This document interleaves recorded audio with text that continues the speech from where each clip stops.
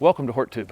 My name is Jim Putnam. In this video, I'm going to be planting 3 of these new for 2021 autumn Starburst Encore Azaleas. These have a kind of a coral pink center on them, and then white around the edge. It's September when I'm planting these, and they're coming into their fall bloom now. These will bloom spring, summer, and fall. Sometimes it takes a little while for these Encore Azaleas to establish whatever pattern they're going to have in your yard, but they repeat bloom beautifully, and in the fall it's hard to beat color like this. This one is similar to one that's been out for a while called Sunburst, but Sunburst has a little less white on it than this, and I'm really drawn to this vivid white, wider edge on Starburst. Really beautiful plant. These are going to get about 3 feet tall and about 3 feet wide. Easily manageable, even smaller than that. They would prefer a little more sun than traditional azaleas. The spot I'm putting them in this corner, this is a friend of mine's house. It's pretty shady in this yard, but this corner gets some afternoon direct sun, and I think that will keep them quite a bit fuller. He prepped this area a little for me. He went out and got some pine bark soil conditioner. Azaleas are acid-loving plants, and any plant you pull out of a container generally is going to have some sort of bark component to the soil mix, and that's what he went out and purchased. If you can't find pine bark soil conditioner, any kind of compost or something like that will work. Azaleas like well-drained soil, and this is on a little bit of a mound here, and it drains back behind me. It falls off here behind me. I don't think this will be a particularly wet area, but if you think it's an area that could stay wet between rains and waterings, you definitely want to mound them up, or quite possibly pick a different space to plant any azalea in, really. But I've got these laid out in this corner. I'm going to pop them in the ground quickly here. Then I'm going to show you a few other interesting things that are in this landscape.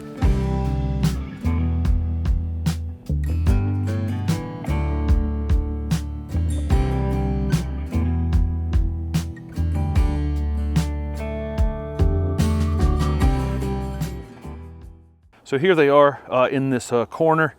He's got a couple bags of mulch here. He's going to mulch this space with. It's the fall, and you don't have to do as much watering, certainly, but you do need to water things in really well that you plant this time of year. And in my area in the southeast, it can be kind of dry this time of year. We don't have any rain in the next 10-day forecast, so definitely going to have to check these occasionally, but let them dry out slightly between rains and watering. This is a good space back here. This is a very wooded urban lot, but you can see right here there's a nice area where the sun sets in the afternoon, right in that area right there, that's going to allow plenty of sun to get down to these new autumn Starburst Encore Azaleas. Let me show you a few other interesting things in this yard. I've done a full tour video at this yard before, and it's the title of it says No Lawn or something like that.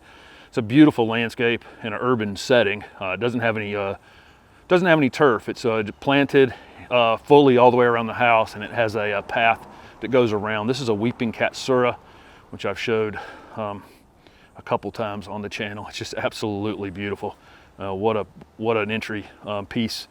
This garden has paths that lead you all the way around the house. I planted those azaleas in that back corner back there. One thing I wanted to show you here was just this use of vines at this entry point for the side of the house. This vine up here is called a chocolate vine, or a 5-leaf akebia.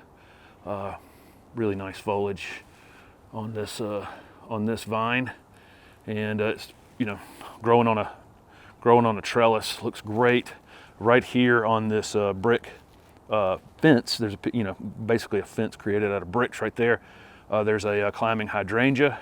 It's got a little bit of burn on the top of it. I don't know why. Maybe it was cut and then the sun burned it a little bit, but that's a climbing hydrangea right there, attaching itself to the brick.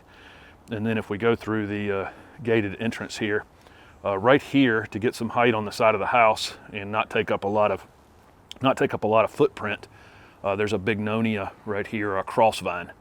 So it's just a nice use of these 3 vines at this entryway. One you walk under, one's kind of softening that brick, and one's being grown up against the house to create some height against the house without eating up a lot of the ground space.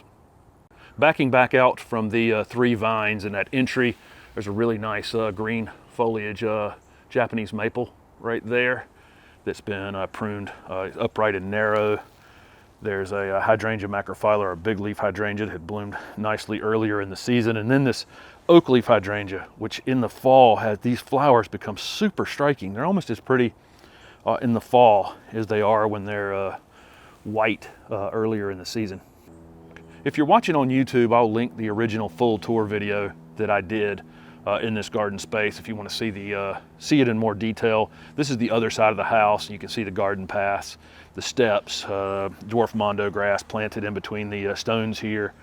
Lots of hydrangeas on this side of the house. Just a really inviting space. I just like how this path basically leads you all the way around the house, and little new rooms open up as you go. So I had shot an unboxing video unboxing all of these azaleas, and I said I was going to be planting them in neighbors' yards. This is the first one. This is 3 Autumn Starburst.